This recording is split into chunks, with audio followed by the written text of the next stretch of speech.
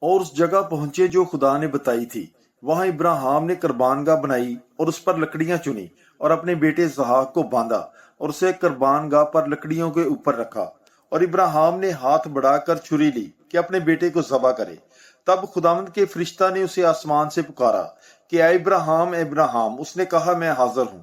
پھر اس نے کہا تو اپنا ہاتھ لڑکے پر نہ چلا اور نہ اس سے کچھ کر، کیونکہ میں اب جان گیا کہ تو خدا سے ڈرتا ہے، اس لیے کہ تو نے اپنے بیٹے کو بھی جو تیرا اکلوتا ہے مجھ سے دریغ نہ کیا۔ اور ابراہیم نے نگاہ کی اور اپنے پیچھے ایک مینڈا دیکھا جس کے سینگ جاڑی میں اٹکے تھے۔ تب ابراہیم نے جا کر اس مینڈے کو پکڑا اور اپنے بیٹے کے بدلے سوختنی قربانی کے طور پر چڑھایا۔ اور ابراہیم نے اس مقام کا نام یہوہ یری رکھا۔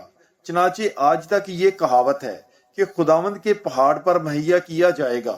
اور خداوند کے فرشتہ نے آسمان سے دوبارہ ابراہیم کو پکارا اور کہا کہ خداوند فرماتا ہے، چونکہ تو نے یہ کام کیا کہ اپنے بیٹے کو بھی جو تیرا اکلوتا ہے دریغ نہ رکھا، اس لیے میں نے بھی اپنی ذات کی قسم کھائی ہے کہ میں تجھے برکت پر برکت دوں گا اور تیری نسل کو بڑھاتے بڑھاتے آسمان کے تاروں اور سمندر کے کنارے کی ریت کی مانند کر دوں گا، اور تیری اولاد اپنے دشمنوں کے پھاٹک کی مالک ہوگی، اور تیری نسل کے وسیلہ سے زمین کی سب قومیں برکت پائیں گی۔